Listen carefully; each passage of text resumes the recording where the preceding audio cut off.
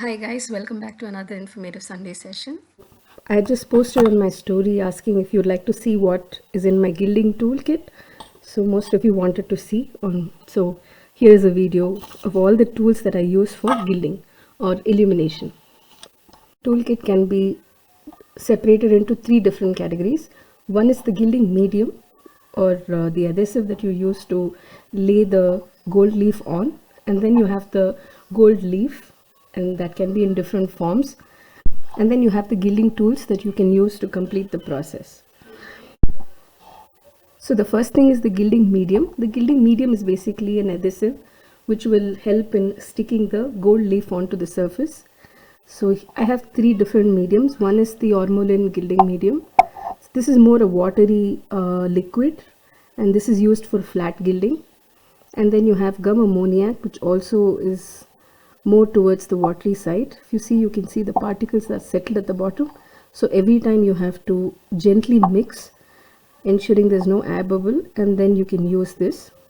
Again, this is also for flat gilding. And then you have the Instacol. The Instacol is more viscous and thicker. And this can be used for both flat gilding as well as a little bit of embossed gilding. Next is the gold leaf itself. So this is the gold leaf that I am using. So if you see, this is how the leaf is. You get other varieties as well. You get platinum, silver, palladium, and even some other mixed colors, but I have only the gold one right now. This is the gold, patented gold leaf. This is 23 carat. We also get on 22 or 24 carat.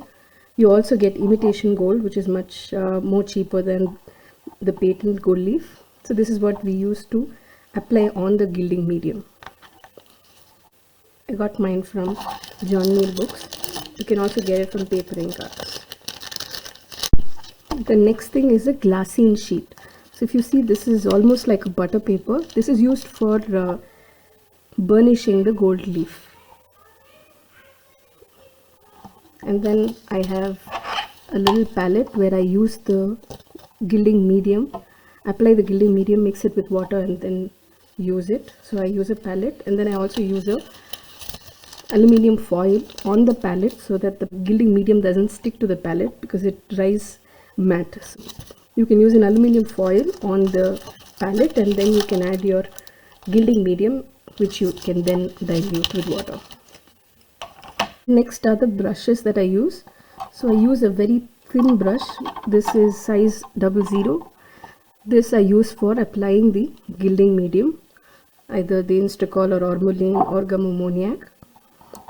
And then this is a flat brush which you can use to remove the excess gold leaf from the paper that doesn't stick onto your medium. You can also use this kind of a mop brush to kind of remove the excess or any of the gold dust that is still lying on the paper. So all the gold dust that is removed from the piece, I collect them in this kind of a glass case, which can be later used for making shell gold. The last tool for gilding that I have is a burnisher. So this is a burnisher that you can use to kind of, when you burnish gold, you just basically increase the shine on the gold surface. So this you have to handle with a lot of care because it can easily break. So I usually wrap it in a bubble wrap and then store it in a small case like this. This is a case that I got from Ink Me This. I use it. And then you can also, or you can even use a velvet piece of cloth for burnishing. This is also another, in case you don't have a burnisher, you can always use a piece of velvet cloth for burnishing. And in case you want to make monogram designs, this is a book that was suggested by Heather Held, Ornate Letters and Initials. This book has a lot of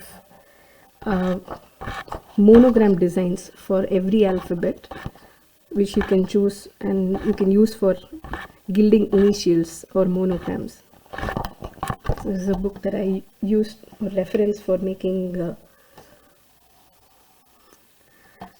initials or monograms. So this is one piece that I've just begun working on.